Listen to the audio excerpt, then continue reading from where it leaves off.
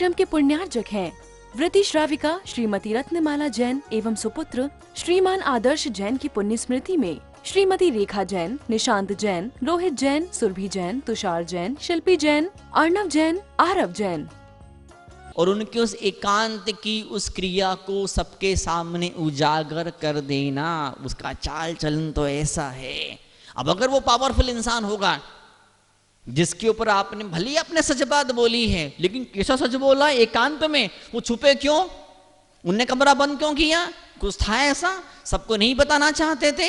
तो बंद कमरे में होने वाली सारी क्रिया को, चर्चा को आपने उजागर कर दिया, ओपन कर दिया। अब जिनकी चर्चा को आपने ओपन किया है, जिनका कच्चा चिट्ठा खोला है, जिनका भांडा फोड़ा है, अगर वो पावरफुल लोग होंगे तो आपको नाकों चने चबवा देंगे। अपने उस एक पाप को छुपाने के लिए और 100 पाप कर। क्या राजनीति में क्या होता है, चुनाव के समय क्या होता है, चुनाव के ठीक पहले या चुनाव के साल 2 साल पहले कई सारे बड़े बड़े नेताओं को क्या मालूम क्या बीमारी हो जाती है, क्या मालूम क्या हो जाता है, क्या मालूम कुछ ऐसा होता है, या तो बीमार पड़ के मर जाएंगे या बीमार पड़ जाएंगे, चुनाव में खड़े होने के काबिल नहीं रहेंगे, चुनाव में खड़े भी हो जाएंगे तो वो इतने बदनाम कर दिया जाएगा, उनको इतना बदनाम कर दिया जाएगा, उनके भांडे फोड़ेंगे, उन्हें जो स्कैंडल किए थे, उन्हें जो घोटाले किए थे, वो सब आगे आएंगे ताकि आने वाले चुनाव में वो नेता जीत ना पाए। राजनीति में ऐसा होता है, वो धर्म में आकर के राजनीति करोगे तो सोचो क्या दुर्गति होगी, कहां पर जाओगे, कहां पर जाओगे। मैंने तो ऐसे लोग भी देखे हैं, मैंने तो ऐसे लोग भी देखे हैं, हाथ पकड़ा, एक महिला प्रवचन सुन रही थी, हाथ पकड़ा और हाथ पकड़ के खींच के घसीट के उसको धर्मशाला से बाहर उसको निकाल दिए। क्यों निकाल दिया? अमुक 2 दिन पहले डेथ हो गई थी इनके अपने घर के अंदर, प्रवचन में क्यों आ गई है? इनको तो 2 महीने तक लाल साड़ी पहन के, उधर बागड़ की परंपरा, उधर सागवाड़ा साइड, इनको तो कितने 1.5-2 महीने तक वो ऊट पटांग कपड़े पहन करके मातम और गम मनाना चाहिए, ना तो मंदिर आना चाहिए, ना स्वाध्याय में बैठना चाहिए। हाँ, कोई आए तो ऐसा छाती कूट कूट के रोते हैं। जीवनों में समाज कुछ इस तरह के लोग हैं, कोई मर जाए तो ऐसे जोर से ऐसे मुक्का लेते और ऐसा मार मार के बहुत खतरनाक ढंग तरीके से चीखते, चिल्लाते, रोते हैं। उन्होंने मना करो, शास्त्रों में लिखा है ऐसा नहीं करना चाहिए। अरे 2-2 महीने तक, 2-2 महीने तक रोते, छाती कूट कूट के, छाती पीट पीट के। उन्हें समझाओ कि भाई शास्त्र के हिसाब से गलत है, ऐसा नहीं करना चाहिए। उनको समझ में ही नहीं आती है। वो लोग बोलते हैं तो महाराज जी है, इनका काम तो बोलने का है, तो बोलते रहते हैं। अरे हमारे समाज की परंपरा है ऐसा करना, अगर हम ऐसा नहीं करेंगे लोग क्या बोलेंगे, लोग हमको जात से बाहर निकाल देंगे। शास्त्र की परंपराएं, पवित्र आचार्य, संबंध पत्र जैसे ऐसे महान आचार्य वे इस पवित्र ग्रंथ को हमारे सामने पेश कर रहे हैं। उनकी पवित्र कृपा बरस रही है हम पर। टीकाकार आचार्य प्रभाचंद्र स्वामी, उनकी कृपा बरस रही है हमारे ऊपर। आचार्य आदि साक्षी जी महाराज, उनकी कृपा आशीर्वाद है मुझ पर, हम सब पर, आप पर। उनके पट्ट शिष्य परम पूज्याचार्य भगवान महावीर कीर्ति महाराज, उनके पवित्र आशीर्वाद से नहाया हुआ है कई सारी बार हृदय मान्य दिल। उनके शिष्य परमाचार्य विमल सागर जी गुरुदेव, उनकी कृपा, उनकी करुणा, उनका सहारा आज तक कई बार मैं महसूस करता हूँ। भले मैंने उनका दर्शन नहीं किया जीवन के अंदर, भले मुझे सौभाग्य नहीं मिला उनके पवित्र चरणों को स्पर्श करने का, मुझे उनके शिष्य परम पूज्याचार्य भगवान तपस्या सम्राट सन्मति चाक जी महाराज, मुझे दिन कभी नहीं भूल पाऊंगा जब मेरे सिर पर उन्होंने पिच्ची रखी थी, मुझे कहा था छुल्लक जी बिल्कुल बराबर सही ढंग से चलना, मतलब व्रतों का पालन करना। उनका एक ही जोर होता था हमेशा, तपस्या सम्राट का, चाहे छोटा वाला नियम लिया है चाहे बड़ा वाला नियम लिया है, आपके नियम में कहीं कोई दोष नहीं लगना चाहिए। जितना निर्दोष रूप से जितना अच्छे ढंग से, जितना प्यारे ढंग से आप व्रत का पालन करेंगे, आपके आसपास के लोग उतना ज्यादा आपको इज्जत, प्यार और सम्मान देंगे। कहीं कोई पूर्व जन्म का बैरी हो, कोई पूर्व जन्म का बैरी हो, एक आध दो लोग कोई ऐसे हो सकते हैं आपके अपने परिवार के, आप अपने समाज के, कि आप ईमानदारी से दिलो जान से किसी व्रत का, किसी नियम का पालन करें, लेकिन फिर भी वो लोग आपकी टांग खींचने में लगे हैं, आपको सताने में, परेशान करने में लगे हैं। लेकिन 99% लोग तो ऐसे आपको मिलेंगे जो आपके व्रतों की वजह से आपको सम्मान देंगे, इज्जत देंगे। ये बड़ी प्यारी कहानी आती है। आचार्य भगवान ने अमुक मुनिराज को बुलाया, इसी 10-20 साल पुरानी बात है। आचार्य भगवान ने अमुक मुनिराज को बुलाया, आज तो मुनिराज आज आप बहुत प्रसन्न दिख रहे हैं, थोड़ी मस्ती करी, थोड़ी मजाक करी। वो कई बार ऐसा होता ना कि आप किसी अपने दोस्त से, परिवार के मेंबर से थोड़ी सी मजाक करते, मस्खरी करते, थोड़ा सा विनोद करते। तो आचार्य भगवान ने थोड़ी सी मस्खरी करी, थोड़ा सा विनोद किया। बोले मुनि महाराज आज तो आप खुश दिखाई दे रहे हो, आज तो आप अपने ही गांव में आए हो, बरसों तक जहां पैदा हुए पले बड़े उसी गांव में दोबारा आना हुआ है। तो वो मुनिराज, आचार्य जी ऐसा कुछ नहीं है, आप, हम तो इतने सालों से आपके साथ में हैं। उन महाराज ने अपनी सफाई पेश करी, हम तो इतने सालों से आपके साथ में, आपके चरणों में हैं, हम तो कई सारे गांवों में गए हैं, जो संयोग है आपका यहाँ आना हुआ तो हमारा भी यहाँ पे आना हो गया। आचार्य जी बोले इसलिए मैंने आपको आज यहाँ पे बुलाया है, आज आपको अमुक श्रावक के यहाँ ही जाना है, वहां ही आपका हार होगा। मैं नहीं जानता विधि क्या होती, मुझे नहीं मालूम विधि क्या चीज होती है।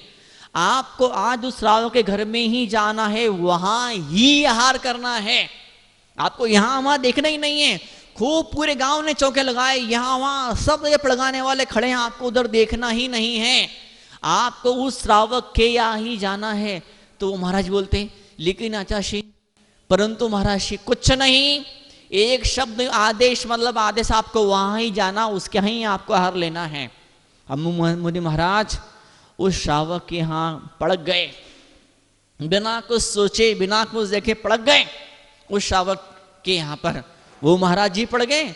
बाद में कुछ, चूंकि इतना बड़ा संघ था, इतने सारे लोग उन मुनि महाराज को चाहने वाले थे, तो साथ में और 100, 200, 300 लोग और घुस गए उस चौके के अंदर। वो श्रावक आहार देते जा रहा था, आहार देते जा रहा था, आहार देते जा रहा था, आहार देते जा रहा था। और इतना भावातिरेक, इतनी प्रसन्नता, इतनी खुशी, एकदम से आंख से आंसू जैसे निकलने लगे। तुरंत कटोरी पकड़ाई, दूसरे व्यक्ति को तुरंत चौके से बाहर निकल गया। खूब बुलाया, आया ही नहीं। और जब मुनि महाराज बैठ गए तब पैर पकड़ लिए और रोया, जी भर के रोया। बोले महाराज जी मुझे क्षमा करना, गृह जीवन में मैंने कितने दुख दिए आपको, कितनी पीड़ाएं दी मैंने आपको, कितना सताया, कितना परेशान किया महाराज, इतना बड़ा दिल आपका, फिर भी आप मेरे पड़ गए, फिर भी आपने मुझ पर इतना बड़ा एहसान किया महाराज, मैं जन्म जन्म में आपके एहसान को भूल नहीं पाऊंगा। हम जिस कुर्सी पर होते हैं, हम जिस पद पर होते हैं, जो दायित्व, जो जिम्मेदारी हमारे ऊपर आती है, जो जवाबदारी समाज के लोग, परिवार के लोग या भगवान महावीर हमको सौंप दिए हैं, उस जिम्मेदारी का, उस पद का हमको निर्वाह। आप श्रावक पद पर बैठे हैं, आप श्रावक के पद पर आप बैठे हुए हैं। श्रावक के पद पर बैठने वाला ना हिंसा करेगा और ना झूठ बोलने वाला है। वो डायलॉग नहीं मारेगा महाराज हम मुनि थोड़ी हैं, इतना तो चलता है, हम तो इतना भी नहीं करेंगे तो हम जिंदा कैसे रह पाएंगे ना। तुम ठप्पे से, ठाठ से, मस्ती से, आनंद से जिंदा रहोगे। लेकिन आचार्य बोलते हैं देखो ये 5 लफड़े, ये 5 गड़बड़ी नहीं करने का। तो 5 गड़बड़ी करोगे तो सब गड़बड़ घोटाला हो जाएगा। कौन सा? परिवाद रहो व्याख्या, स्त्री पुरुष ने एकांत में कहीं कुछ किया है उसे प्रकट मत कर देना। अगला क्या बोलते हैं? पैशून्यम। पैशून्य का मतलब सीधा सा होता है चुगली करना। क्या होता है? चुगली करना। और चुगली करने वाले को शास्त्रों के अंदर लिखा है, क्या लिखा है? पृष्ठ मांस भोजी। मतलब क्या? पीठ का मांस खाने वाला। अरे दम है, अगर माँ का दूध पिया, बोल सीधे उसके मुंह के ऊपर कि आप ही अमुक बात हमको नहीं पसंद आ रही है, हमको नहीं जम रही है, चर्चा तो कर, बोल तो सही, जा तो सही, बैठ तो जा पास में। नहीं, हम उसके पास में नहीं जाएंगे, उसको उसकी गलतियों पर ध्यान दिला करके उससे गलतियों को सुधारने का प्रयास नहीं करेंगे, हम तो पीठ पीछे निंदा बुराई करेंगे। और आचार्य गोविंद ने यहाँ पर पैशून्य का मतलब लिखा है क्या, अपनी भौं को हिलाना, अपने आंखों के इशारों से, बॉडी लैंग्वेज से क्या करना है, कोई बात जान लेना, समझ लेना और उसकी टांग खींचने के लिए, उससे ईर्ष्या करने के लिए उस बात को प्रकट कर देना, इसका नाम यहाँ पर आचार्य ने पैशून्य बोला है। और इसी को तत्वार्थ सूत्र के अंदर क्या कहा है, साकार मंत्र भेदा। कोई भेद था, कोई रहस्य था, कोई राज था, जिस रहस्य को, जिस राज को उसने अपने हृदय में छुपा करके रखा था, उस राज को आपने साकार कर दिया। साकार ये ने क्या, उस राज को सबको कुछ ऐसा आपने किया जाने अनजाने में, जिसकी वजह से वो राज सबके सामने खुल गया, ओपन हो गया, उजागर हो गया। बताइए कैसा दिल है आचार्य का, कितना बड़ा दिल है आचार्य का। बीएससी सेकेंड ईयर, मेरी अपनी गृहस्थ जीवन की घटना, बीएससी सेकेंड ईयर, उसका एग्जाम चल रहा था, मैथ्स का एग्जाम चल रहा था। एक बार पेपर पोस्टपोन हो गया था, पेपर देकर क्या है, पेपर कैंसिल हो गया। दोबारा फिर जब सारे पेपर हो गए, फिर सब चला, दोबारा फिर से वो बोला पेपर हुआ मैथ्स का। और क्या हुआ, एक लड़के ने चीटिंग करी, तुरंत टीचर ने देख लिया, उसको इशारा किया, वो नहीं समझा, नहीं माना। फिर दूसरे बच्चे ने कहा, खड़ा हो गया, सर, बच्चा क्या, लड़के थे जो भी 18-19 साल की 18-19 साल की उम्र थी, लड़का खड़ा हो गया, बोले सर वो चीटिंग कर रहा है। सर पास में गए, खर्रा उसका पेपर छीना, छीन करके अपनी जेब में रखा, और सर मुस्कुराते बोलते, नहीं ये बच्चा कभी चीटिंग नहीं कर सकता, तो बहुत ही ईमानदार, कभी चीटिंग कर ही नहीं सकता, चीटिंग करने का सोच भी नहीं सकता है। वो इतना बदमाश, इतना उद्दंड, इतना ऊधमी, इतना शैतान, यूं कहो कि उस कॉलेज का समझो आतंकवादी टाइप से वो था। उसके बारे में क्या बोलते हैं, ये चीटिंग कर ही नहीं सकता, चीटिंग के बारे में सोच भी नहीं सकता है, सोच भी नहीं सकता है। उस दिन के बाद में उसका जीवन बदल गया। ये सारी मस्ती, बदमाशी, वो जो ऊट पटांग गंदी हरकत करता था, सब छोड़ करके सीधा लग गया वो।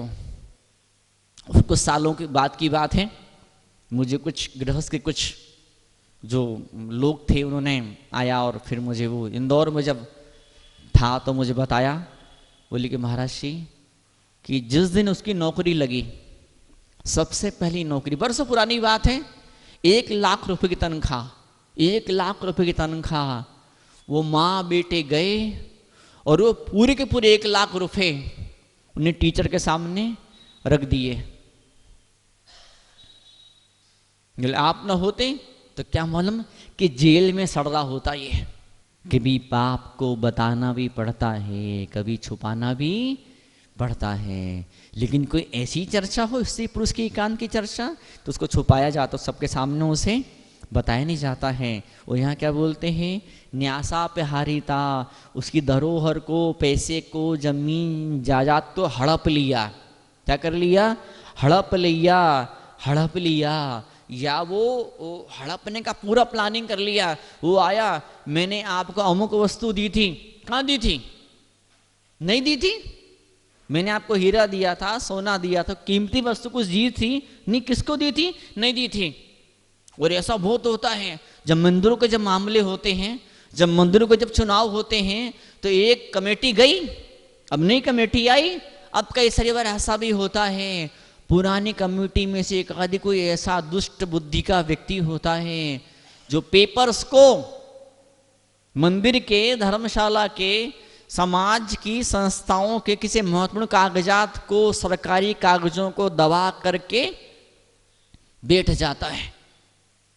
कभी खुद ईमानदार नहीं दबाता है, तो कोई दूसरा तीसरा जो अमुक नई कमेटी का विरोधी होता है, वो बंदूक की नोक रख देता कनपट्टी पर, खबरदार, बंदूक तो नहीं रखता, बंदूक जैसा कुछ करता, खबरदार, जो तुमने इन अमुक पेपर्स को सबके सामने लेकर के आए। कई बार तो ऐसा भी होता है कि वो जो माली, जो पुजारी होता है, जो कोई बेचारा गरीब सा ट्रस्टी होता है जिसके पास से महत्वपूर्ण कागजात रखे हुए हैं, तो ऐसा तो क्या ऐसे किसी व्यक्ति को पैसे दे करके उससे वो पेपर खरीद लिए जाते हैं। उन पेपर को नष्ट कर। गिरनार में क्या हुआ बताइए? गिरनार में क्या हुआ? गिरनार जी के केस में क्या हुआ? कई सारे महत्वपूर्ण कागजात वो नष्ट हो गए। अब जो भी के नष्ट हो गए, नष्ट कर दिए गए, वो गुम गए या गुमा दिए गए, जो कुछ वजह, जो कुछ बात हुई। न्यासा पहाड़ी था। न्यास, न्यास, न्यास मतलब क्या? तो रखना होता है। शिला न्यास, शिला को रख देना। क्या बोलते हैं? गाइड पिक्चर का डायलॉग मुझे याद आता है। मुझे किसी व्यक्ति ने बताया था, बोले महाराज जी मुझे कई बार वो डायलॉग मुझे याद आता है, वो डायलॉग नहीं मुझे धर्मात्मा बना दिया। कह रहे पिक्चर का डायलॉग वो तुझे धर्मात्मा बना दिया? बोले हाँ, मैं डायलॉग धर्मात्मा बना दिया। उस पिक्चर में कोई साधु होता है या जो भी कोई होता बोलता है, वो मुझे अच्छे से तो ध्यान नहीं, वो व्यक्ति बोलता है, गाइड पिक्चर का डायलॉग है, वो बोलता है, वो साधु बोलता है, बारिश हो नहीं हो बात ये नहीं है, बारिश हो नहीं हो ये बात नहीं है, लेकिन इन गांव वालों ने साधु पे इतना भरोसा किया है, इस भरोसे का क्या होगा। बाबा खड़क सिंह, क्या डाकू खड़क सिंह और बाबा भारती, बाबा भारती क्या बोलते हैं? वो चोर, घोड़ा चोर ने कोड़ी का, अपाहिज का उसने रूप बनाया और कोड़ी का रूप बना करके वो गुंडा उस घोड़े को लेके उड़ गया, उसको अपहरण कर लिया। और जैसे ही उसने पीछे मुंडी करी, उसने अपना चेहरे का मास्क का नकाब निकाला, उसको बोला देख मैं तो डाकू, मैंने कहा था तेरा घोड़ा ले जाऊंगा, ले गया मैं। इस कार्यक्रम के पुण्यार्जक हैं वृति श्राविका श्रीमती रत्नमाला जैन एवं सुपुत्र श्रीमान आदर्श जैन की पुण्य स्मृति में श्रीमती रेखा जैन, निशांत जैन, रोहित जैन, सुरभि जैन, तुषार जैन, शिल्पी जैन, अर्णव जैन, आरव जैन।